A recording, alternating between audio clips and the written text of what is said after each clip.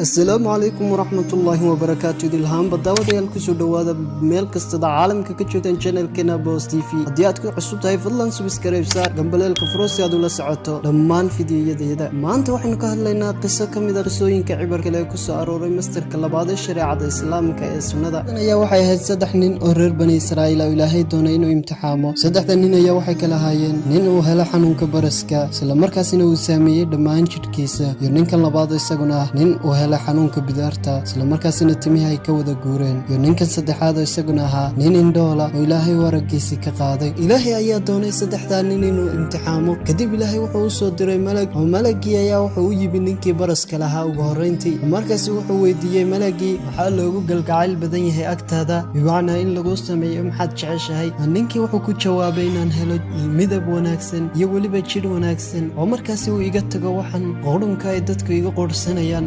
markaasuu malagii uu masaxay markaa waxa ka tagay qudhunkii iyo wixii saarnaa wax la siiyey oo midab wanaagsan iyo weliba jidh wanaagsan markaasuu su'aal kale la weydiiyey oo malagii wuxuu ku yidhi maalkeebaad ugu jeceshay in lagu siiyo waxa uu ku jawaabay ninkii geel ayaan ugu jecelahay kaasi ayaa waxa la siiyey neef geela oo ku jirta sidkii tobnaad markaasi waxa loogu duceeyey weliba inuu ilaahay ugu barakeeyo markaasi ayuu ka tegay malagii oo wuxuu u tegay ninkii kale ee madaxiisa ay bidaartu ku dhacday timihii ka guureen markaas waxa uu weydiiyey su-aasha maxaa loogu galgacayl badan yahay in agtaada lagu sameeyo bimacnaa dooro shay lagu sameeyo ninkii wuxuu ku jawaabay anigu waxaan jeclahay inaan helo timo wanaagsan oo iga tago waxaanay dadku iga qurhsanayaan bidaarta markaasi ayuu masaxay malagii oo ay ka tagtay bidaartii oo waxa la siiyey timo wanaagsan markaasi ayuu haddana su'aal kale weydiiyey oo wuxuu weydiiyey maalkee ayaa adduunka ugu jeceshay ninkii waxa uu doortay lo markaasi ayaa haddana waxa la siiyey ninkii sac dhalaya kadib malagii ayaa u duceeyey inuu ilaahay u barakeeyo maalkiisa malagii ayaa waxa uu u tegay haddana ninkii kale ee indhoolka isagana ninkii indhoolka ayaa malagga wuxuu weydiiyey isla su-aashii maxeebaa loogu galgacayl badan yahay agtaada ninkii indhoolka wuxuu ku jawaabay waxaan jeclahay inuu ilaahay ii soo celiyo araggayga oo aan arko waxay dadku arkayaan markaasuu malaggii masaxay indhihiisa u masaxay markaasuu ilaahay u soo celiyey araggiisa kadib ayuu haddana su'aal kale weydiiyey oo ah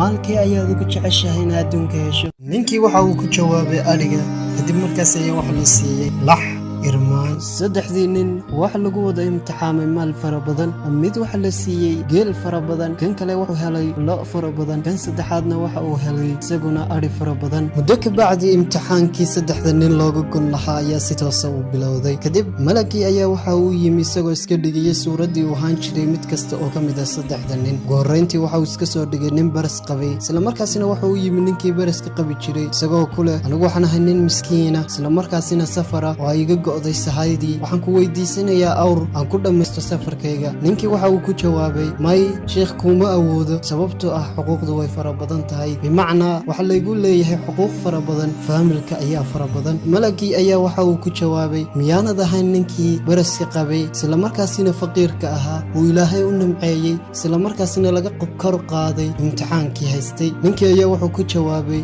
may ma fahmayo anigu waxaanaad ka sheekaynaysid xoolahan waan ka dhaxlay awowahay aabbahay sidan ayaan u soo dhaxlay xoolahan isla markaasina annaga ayaa iska haysan jirnay kadib malagii ayaa waxa uu ku yidhi haddii aad been sheegaysid ilaahay ha kugu celiyo sidii aad ahaan jirtay ninkii waxa uu ku noqday sidii uu ahaan jiray ninkii miskiinka ahaa baraska qabay xoolo la'aanta ahaa faqiirka ahaa kadib malagii waxa uu yimid ninkii kale isaguna bidaarta lahaa waxa uu weydiiyey intii uu weydiiyey ninkii hore sidii uu u jawaabay ayaana u jawaabay ilaahay wuxuu ku celiyey sidii uu ahaan jiray ninkii bidaarta lahaa ee la quurhsan jiray malagii ayaa waxa u tegey ninkii indhoolka ahaa ee ilaahay indhaha u soo celiyey kadib waxa uu ku yidhi anigu waxaan ahay nin miskiina isla markaasina ay sahaydii ka go'day oo aanan haysan cid aan ilaahay ahayn kadib adiga waxaan ku weydiisanayaa inaad isiiso neef adhi ah isla markaasina aan safarkayga ku dhammaysto ninkii indhoolka ayaa wuxuu ku jawaabay anigu waxaan ahaan jiray nin indhoola ilaahay ayaa ii soo celiyey araggayga maalkan aad u jeedo ilaahay ayaa i siiyey ka qaado intaad